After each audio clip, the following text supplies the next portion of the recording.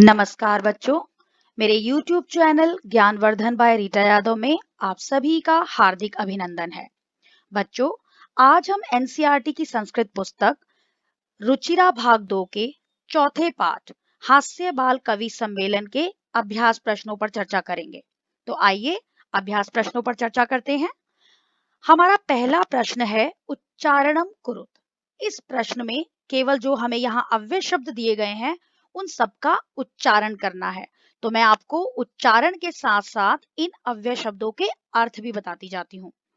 ऊपरी, ऊपरी यानी ऊपर, निश्चयी नीचे या धीरे से, कदापि कभी भी, कुत्र कहाँ, अधः नीचे, बही बाहर, अंतः अंदर, कदा कब, उच्चई जोर से, अलम बस करो, पुनः फिर से, एकदा एक बार। हमारा अगला प्रश्न है मंजूषातः अव्ययपदानि चित्वा वाक्यानि पूरयत। यानी यहाँ पर जो हमें मंजूषा दी गई है, हमें जो ये बॉक्स दिया गया है, इसमें कुछ अव्यय शब्द दिए गए हैं जिन्हें हमें इन रिक्त स्थानों में भरना है। अलम यानी बस करो, अंतः अंदर, बही बाहर, अधः नीचे, ऊपरी ऊपर। पहला वाक्य है वृक्षस्य डैश खगाः वसंती।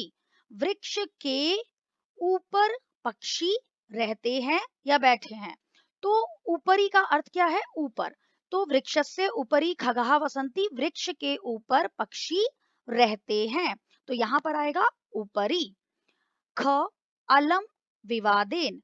अलम विवादेन, यहाँ अलम क्यों आएगा? क्योंकि अलम का मतलब क्या है? बस करो, और विवादेन विवाद को, लड़ाई झगड़े को। और जहां पर भी अलम आता है वहां जो हमारा शब्द होता है उसमें तृतीया विभक्ति आती है। तो अलम विवादेन, हम इससे भी गेस कर सकते हैं कि जब विवादेन है, झगड़े की बात हो रही है, किसी काम को रोकने की बात हो रही है, तो वहां पर अलम अव्यय शब्द ही प्रयोग किया जाता है। अगला है वर्षा काले गृहात बही मा गच्छ। बरसात के मौसम में या बारिश के मौसम में गृहात बही, घर से बाहर, मा गच्छ मत निकलो। तो यहाँ पर अव्यय शब्द आएगा बही। बारिश के मौसम में या बारिश के समय में घर से बाहर मत निकलो या मत जाओ। अगला है हमारा मंचस्य डैश श्रोतारः उपविष्टा सन्ति। मंच के अधः नीचे, श्रोतारः श्रोतागण, उपविष्टः सन्ति बैठे हुए हैं। मंच के नीचे श्रोतागण बैठे हुए हैं। तो यहाँ पर अव्यय शब्द आएगा अधः। अगला है छात्रः विद्यालयस्य अन्तः प्रविशन्ति। छात्र जो हैं विद्यालय के अंदर प्रवेश करते हैं। तो यहाँ पर क्या अव्यय शब्द आएगा? अंतः। हमारा अगला प्रश्न है अशुद्धम पदम चिनुत। यानी यहाँ पर जो हमें चार चार विकल्प दिए गए हैं, हमें उनमें से एक अशुद्ध शब्द को चुनना है, या हम ये कहें कि इन सब में जो ऑड वन है हमें उसे चुनकर लिखना है। अब यहाँ पर हमारे पहले जो क में है वो है गमंती, यच्छन्ति, पृच्छन्ति और धावन्ति। जब ये धातुएं जो होती हैं गम और जो गम धातु है, जब ये धातु रूप में परिवर्तित होती है तो ये गच्छन्ति में परिवर्तित होती है। तो इसलिए यहाँ पर गमंती जो है वो गलत है, क्योंकि लट लकार में हमेशा गच्छन्ति होता है। तो यहाँ पर अशुद्ध पद हो गया गमंती, क्योंकि यच्छन्ति, पृच्छन्ति और धावन्ति ये तीनों ठीक है, लेकिन यहाँ गच्छन्ति होना चाहिए था, जो गलत है। अगला है रामेण, गृहेण, सर्पेण, गजेण। रामेण में इन चारों शब्दों में तृतीया विभक्ति है, और हमें ये पता है कि जिस शब्द में र और श आते हैं वहां तृतीया विभक्ति के न के स्थान पे ण हो जाता है। जैसे रामेण में र है तो रामेण के स्थान पे ण हो गया, रामेण हो गया। गृहेण में भी गृह में र है तो इसलिए यहाँ पर ण हो गया। सर्पेण में सर्प में र है तो सर्पेण हो गया। लेकिन गजेण शब्द में र का प्रयोग नहीं किया गया, इसलिए यहाँ पर जो शुद्ध रूप है वो गजेन होना चाहिए था, और यहाँ पर गजेण लिखा है, इसलिए यहाँ पर ये जो है ये अशुद्ध पद है। तो इन चारों विकल्पों में गजेण अशुद्ध है, इसलिए हम इसे यहाँ लिखेंगे गजेण। अगला है लतया, मातया, रमया, निशया। ये चारों ही स्त्रीलिंग शब्द हैं। लता आकारांत स्त्रीलिंग है, रमा आकारांत स्त्रीलिंग है, निशा आकारांत स्त्रीलिंग है। लेकिन जो ये माता शब्द है, ये मातृ शब्द है, रीकारांत स्त्रीलिंग है।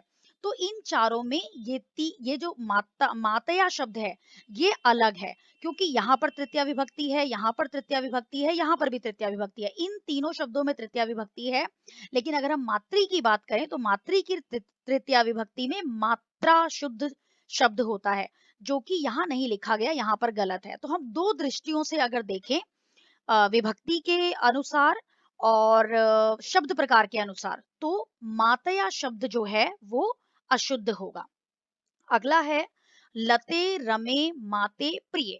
यहाँ पर भी अगर हम विभक्ति की दृष्टि से देखें और अगर हम शब्द प्रकार की दृष्टि से देखें, तो माते शब्द ही अशुद्ध होगा, क्योंकि लते लते भी आकारांत स्त्रीलिंग है, रमे आकारांत स्त्रीलिंग है, प्रिय आकारांत स्त्रीलिंग है, और ये तीनों जो शब्द हैं, ये तीनों जो हैं प्रथमा के द्विवचन हैं।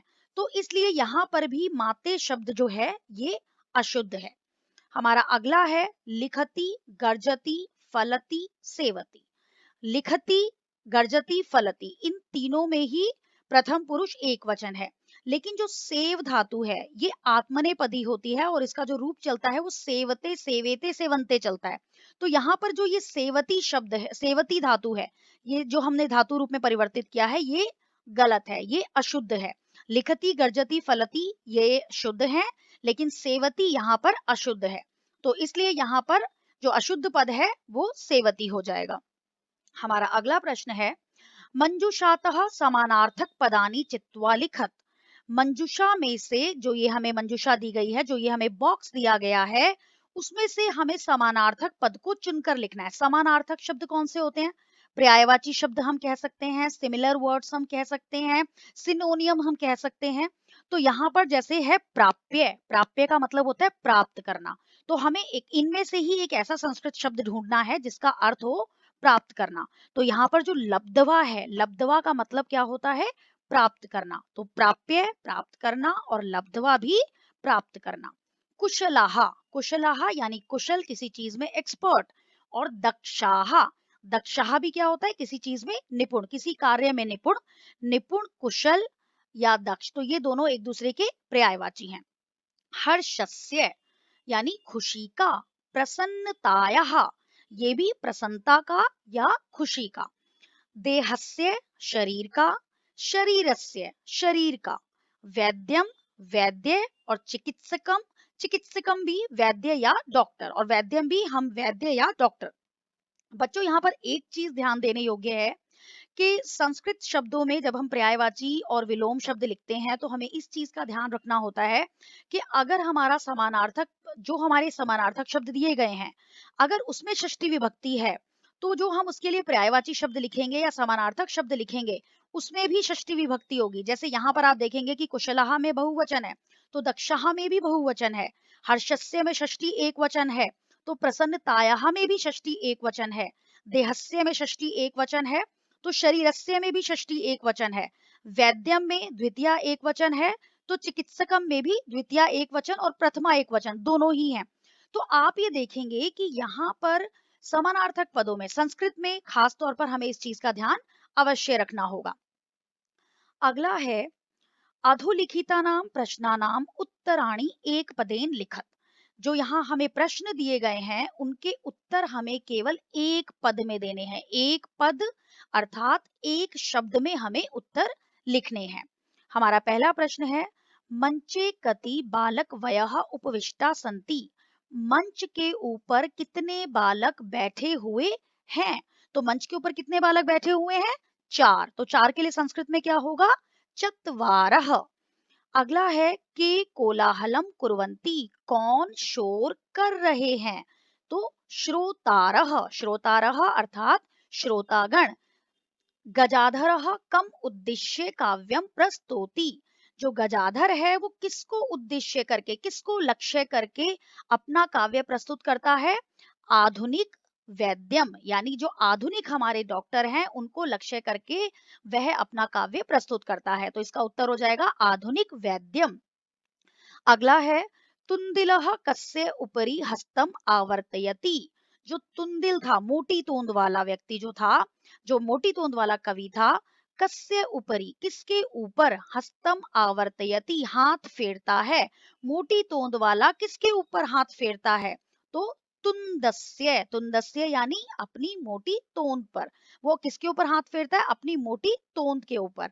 तो यहाँ पर उत्तर आ जाएगा तुंदस्य, तुंद यानी तोंद। और क्योंकि यहाँ कस्य षष्ठी विभक्ति में प्रश्न पूछा गया है, तो उत्तर भी षष्ठी विभक्ति में ही आएगा।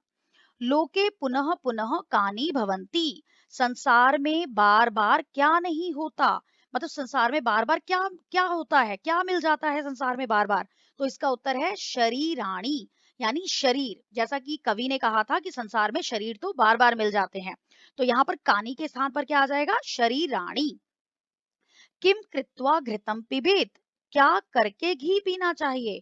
तो श्रमम कृत्वा, यानी मेहनत करो और घी पियो। तो यहाँ पर क्या उत्तर आ जाएगा? श्रमम, क्योंकि किम यहाँ पर भी हमारा जो प्रश्न है वो प्रथमा एक वचन में है या प्रथमा द्वितीय एक वचन में है, तो उत्तर भी द्वितीय एक वचन में होगा, श्रमम कृत्वा, श्रम को करके घी पियो। हमारा अगला प्रश्न है, मंजुषातः पदानि चित्वा कथायाः पूर्तिं कुरुत। जो ये मंजुषा हमें दी गई है, जो हमें ये बॉक्स दिया गया है, उनमें से हमें शब्दों को चुनकर इस कहानी को पूरा करना है। तो पहले हम इन शब्दों के अर्थ जान लें। नासिकायाम, नाक के ऊपर, ही और व्यजनेन, पंखे से, वारम वारम, बार बार, उपाविशत, बैठती है, खडगेन, खडक से, तलवार से, छिन्नहा, कट जाना या छिन्न हो जाना, दूरम, दूर, सुप्तः, सोया हुआ, प्रियः, प्यारा, मित्रता यानी दोस्ती, मक्षिका यानी मक्खी। तो हमें इस कहानी को इन शब्दों से पूरा करना है। पुरा, प्राचीन काल में, एकस्य नृपस्य, एक राजा का, एकः प्रियः वानरः आसीत, एक प्रिय बंदर था।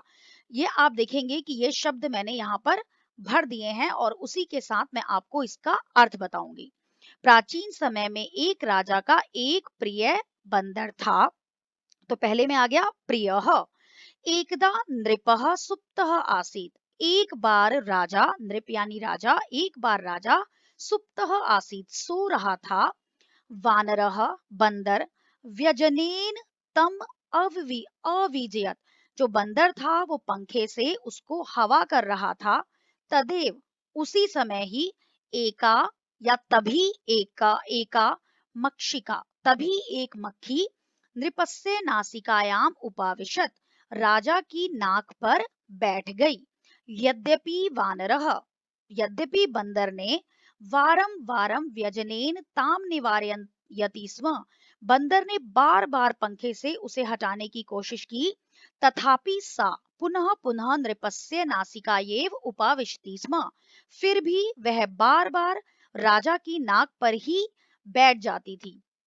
अंते सह, अंत में उसने, मक्षिकाम हंतु, मक्खी को मारने के लिए, खड्गेन प्रहारम अकरोत, तलवार से प्रहार किया, मक्षिका तु उड्डीयम दूरम गता, मक्खी तो उड़कर दूर चली गई, किंतु खडक प्रहारेण, परंतु तलवार के प्रहार से, नृपस्य नासिका छिन्ना अभवत, राजा की जो नाक थी वो कट गई, छिन्न हो गई, कट गई।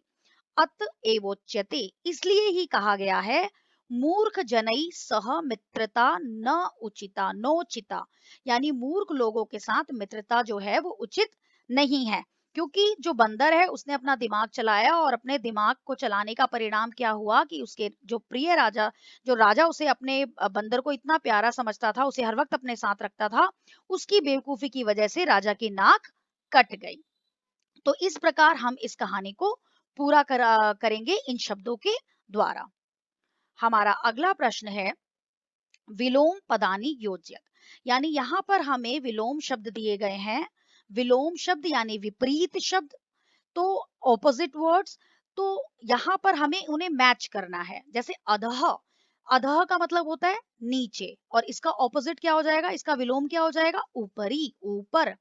अंतः, अंदर, बही, बाहर, दुर्बुद्धे, दुष्ट बुद्धि वाला या बुरी बुद्धि वाला, सुबुद्धे यानी जो अच्छी बुद्धि वाला है उसे हम कहते हैं सुबुद्धे। उच्चई जोर से, निच्चई धीरे से, दुर्लभम जो कठिन हो, दुर्लभ हो, सुलभम जो सुलभ है, वो आसानी से प्राप्त हो जाए। तो इस प्रकार हमें यहाँ एक दूसरे मतलब विलोम शब्दों को मिलाना है, मिलान करना है। तो बच्चों, अब हमारे इस पाठ के अभ्यास प्रश्न यहीं पर समाप्त होते हैं। धन्यवाद।